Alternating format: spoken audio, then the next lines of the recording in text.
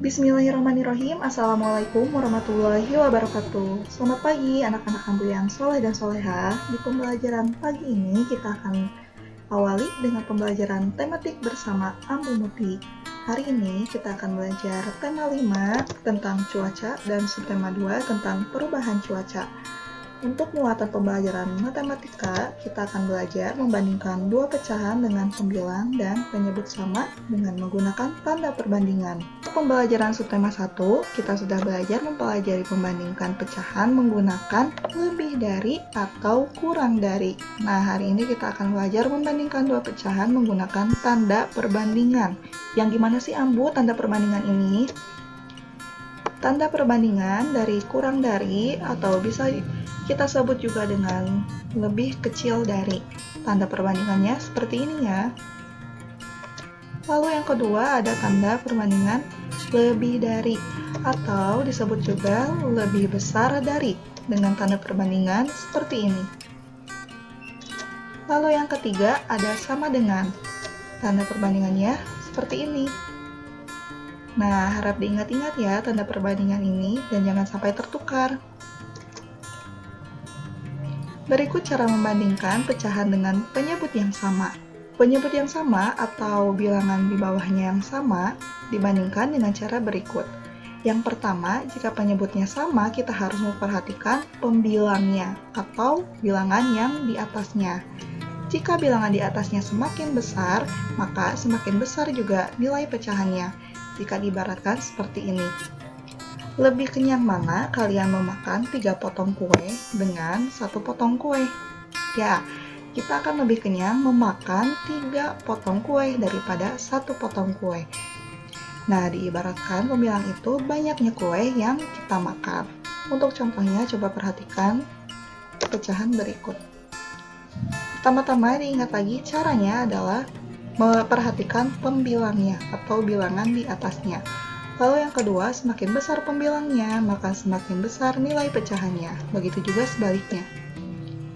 Misalnya Ambu punya pecahan dengan penyebut yang sama, pecahan 4/5 dan 2/5. Perhatikan penyebutnya atau bilangan yang bawahnya itu sama-sama 5. Untuk membandingkannya, kalian perhatikan pembilangnya atau bilangan yang atasnya. Lebih besar mana bilangan 4 sama bilangan 2? Atau lebih kenyang mana kalian memakan 4 potong kue sama 2 potong kue? Ya, lebih besar kita memakan 4 potong kue. Jadi, pecahan 4/5 itu lebih besar dari pecahan 2/5. Kita lanjut dengan membandingkan pecahan dengan pembilang yang sama. Untuk membandingkan pecahan dengan pembilang yang sama, pembilang yang sama itu yang bilangan atasnya sama. Berarti kita harus memperhatikan penyebutnya atau bilangan yang di bawahnya. Lalu yang kedua, semakin besar penyebutnya, maka nilai pecahannya semakin kecil. Untuk contohnya, coba perhatikan pecahan berikut. Diulang lagi, caranya yang pertama perhatikan penyebutnya atau bilangan yang di bawahnya. Dan yang kedua, semakin besar penyebutnya, maka semakin kecil nilai pecahannya. Begitu juga sebaliknya. Misalnya Ambu punya pecahan seperti ini. Yang satu pecahan 2/6 dan yang satu lagi 2/4.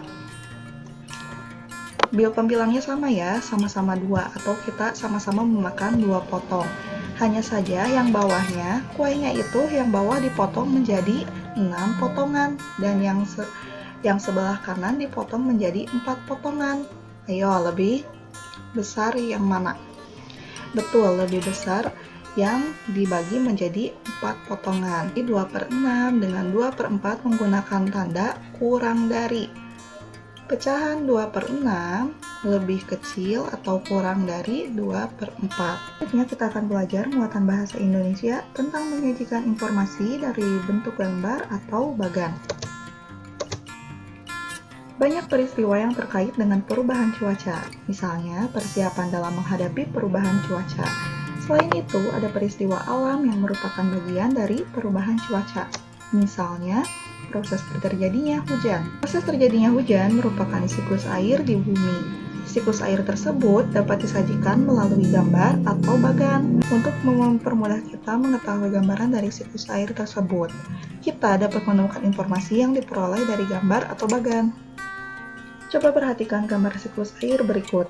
Dari gambar ini akan membuat kita lebih tergambar bagaimana proses dari siklus air hingga menjadi hujan.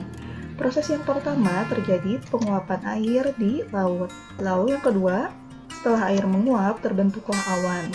Awan tersebut akan tertiup angin dan membawa uap air tersebut dan menjadi lebih besar.